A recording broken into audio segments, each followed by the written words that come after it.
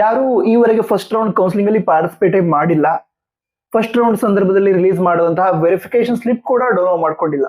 ಈಗ NEET related counselling ಏನಿದೆ ಅದು ಸೆಕೆಂಡ್ ರೌಂಡ್ ಅಲ್ಲಿ ಸ್ಟಾರ್ಟ್ ಆಗುತ್ತೆ. ಸೊ ನಾವು ಸೆಕೆಂಡ್ ರೌಂಡ್ ಅಲ್ಲಿ ಹೇಗೆ ಪಾರ್ಟಿಸಿಪೇಟ್ ಮಾಡೋದು ಅನ್ನೋ ಕ್ವಶನ್ ನಿಮ್ಮಲ್ಲಿ ಇದ್ರೆ ಈ ವಿಡಿಯೋದಲ್ಲಿ ನಿಮಗೆ ಬೇಕಾದಂತಹ ಎಲ್ಲಾ ಇನ್ಫಾರ್ಮೇಶನ್ ಕೊಡ್ತಾ ಇದೆ, ಸರಿನಾ?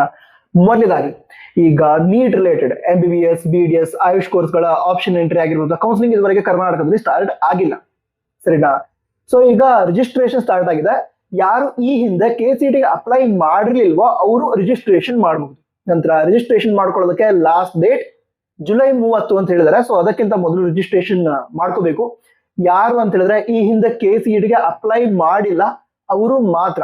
ನೀವು ಜಸ್ಟ್ KCET ಅಪ್ಲೈ ಮಾಡಿದೀನಿ, ಎಕ್ಸಾಮ್ ಬರ್ದಿಲ್ಲ, ಹಾಗಿದ್ರು ಕೂಡ ಮತ್ತೆ ರಿಜಿಸ್ಟ್ರೇಷನ್ ಮಾಡೋ ಅವಶ್ಯಕತೆ ಇಲ್ಲ, ಸರಿನಾ?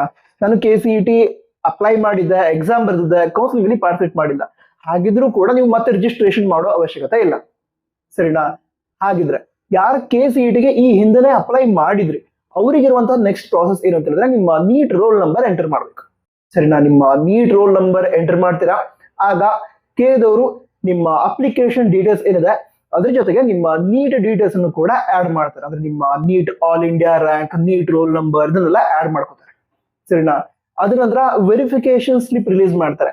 ಸೊ ನೀಟ್ ಕೌನ್ಸಿಲಿಂಗ್ ಅಲ್ಲಿ ಪಾರ್ಟಿಸಿಪೇಟ್ ಮಾಡಬೇಕಾಗಿರುವಂತಹ ಅದು ಮಾಡಬೇಕು ಅಂತ ಇರುವಂತಹ ಎಲ್ಲ ಸ್ಟೂಡೆಂಟ್ಸ್ ವೆರಿಫಿಕೇಶನ್ ಸ್ಲಿಪ್ ಮತ್ತೊಮ್ಮೆ ಡೌನ್ಲೋಡ್ ಮಾಡ್ಕೊಳ್ಬೇಕು. ಯಾಕಂತ ಹೇಳಿದ್ರೆ ಈ ಹಿಂದೆ ಏನು ವೆರಿಫಿಕೇಶನ್ ಸ್ಲಿಪ್ ರಿಲೀಸ್ ಮಾಡಿದ್ರು ಅದ್ರಲ್ಲಿ KCET ರಿಲೇಟೆಡ್ ಡೀಟೇಲ್ಸ್ ಇತ್ತು. ಅಂದ್ರೆ engineering ranking, nursing ranking, so ಈ ರೀತಿ ಫಾರ್ಮಸಿ ರ್ಯಾಂಕಿಂಗ್ ಈ ರೀತಿ ಡೀಟೇಲ್ಸ್ ಇತ್ತು. ಬಟ್ ನೀಟ್ ರಿಲೇಟೆಡ್ ಡೀಟೇಲ್ಸ್ ಇರಲಿಲ್ಲ ಅದ್ರೊಳಗಡೆ. ಸೊ ನೀವು ನೀಟ್ ರೋಲ್ ನಂಬರ್ ಎಂಟರ್ ಮಾಡಿದ ನಂತರ NEET all India rank, NEET roll number ಈ ರೀತಿ ನೀಟ್ ರಿಲೇಟೆಡ್ ಡೀಟೇಲ್ಸ್ ಕೂಡ ಅದೇ ವೆರಿಫಿಕೇಶನ್ ಸ್ಲಿಪ್ ಮೇಲೆ ಬಂದಿರುತ್ತೆ. ಸೊ ಅದಕ್ಕೋಸ್ಕರ ವೆರಿಫಿಕೇಶನ್ ಸ್ಲಿಪ್ ನೀಟ್ ಕೌನ್ಸಿಲಿಂಗ್ ಅಲ್ಲಿ ಪಾರ್ಟಿಸಿಪೇಟ್ ಮಾಡಬೇಕು ಅಂತ ವಿದ್ಯಾರ್ಥಿಗಳು ಮತ್ತೊಂದ್ಸಲ ಡೌನ್ಲೋಡ್ ಮಾಡ್ಕೋಬೇಕು. ಸೊ ಯಾರು ಈ ಹಿಂದೆ ಏನು ಆಪ್ಷನ್ ಸ್ಟಾರ್ಟ್ ಆಯ್ತು ಅವನ್ನ ಡೌನ್ಲೋಡ್ ಮಾಡ್ಕೊಳ್ಳಿಲ್ಲ, ಟೆನ್ಷನ್ ಮಾಡ್ಕೊಂಡಿದ್ರೆ ಟೆನ್ಷನ್ ಮಾಡ್ಕೊಳ್ಳೋ ಅವಶ್ಯಕತೆ ಇಲ್ಲ, ಈಗ ಡೌನ್ಲೋಡ್ ಮಾಡ್ಕೊಳ್ಬಹುದು. ಅಂದ್ರೆ ರೋಲ್ ನಂಬರ್ ಎಂಟರ್ ಮಾಡ್ತೀರಾ, ಅದ್ರ ವೆರಿಫಿಕೇಶನ್ ಸ್ಲಿಪ್ ರಿಲೀಸ್ ಆಗುತ್ತೆ, ಅದನ್ನ ಡೌನ್ಲೋಡ್ ಮಾಡ್ಕೊಳ್ಳಿ.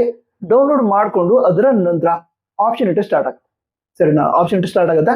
ಅವಾಗ MBBS, BDS, ಆಯುಷ್ ಕೋರ್ಸ್ಗಳನ್ನ ನಿಮ್ಮ ಆಪ್ಷನ್ ಎಂಟ್ರಿ ಲಿಸ್ಟ್ ಏನಿತ್ತು ನೀವು ಆಲ್ರೆಡಿ ಆಪ್ಷನ್ ಎಂಟ್ರಿ ಮಾಡಿದ್ರೆ ಎಂಜಿನಿಯರಿಂಗ್ ಈ ರೀತಿ ಕಾಲೇಜ್ಗಳನ್ನ ಆಡ್ ಮಾಡ್ಕೊಂಡಿದ್ರೆ ಆ ಕಾಲೇಜ್ಗಳ ಮೇಲ್ಗಡೆ ನೀವು MBBS, BDS, BMS, BHMS ಕಾಲೇಜ್ಗಳನ್ನ ಆಡ್ ಮಾಡ್ಕೋಬಹುದು, ಏನು ತೊಂದರೆ ಇಲ್ಲ, ಸರಿನಾ? ಅಥವಾ ನೀವು ಈ ಹಿಂದೆ ಆಪ್ಷನ್ ಎಂಟ್ರಿ ಮಾಡಿಲ್ಲ ಅಂತ ಹೇಳಿದ್ರೆ ಈಗ MBBS, BDS, ಆಯುಷ್ ಕೋರ್ಸ್ಗಳಿಗೋಸ್ಕರ ಆಪ್ಷನ್ ಎಂಟ್ರಿ ಕೂಡ ನೀವು ಮಾಡಬಹುದು.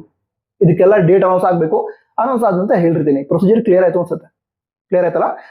ಆಪ್ಷನ್ ಎಂಟ್ರಿ ಆದ ನಂತರ ನೆಕ್ಸ್ಟ್ ಸೀಟ್ ಅಲಾಟ್ಮೆಂಟ್ ಆಗುತ್ತೆ. ಸೀಟ್ ಅಲಾಟ್ಮೆಂಟ್ ಆದ ನಂತರ ನೀವು ಮಾಡ್ಬೋದು, ನಿಮ್ಗೆ ಸೀಟ್ ಅಲಾಟ್ ಆದ್ರೆ ಅಡ್ಮಿಷನ್ ತೆಗೆದುಕೊಳ್ಬಹುದು. All the best. ಸಿಗೋಣ ಮುಂದಿನ ವಿಡಿಯೋದಲ್ಲಿ. ಜೈ ಹಿಂದ್, ವಂದೇ ಮಾತರಂ.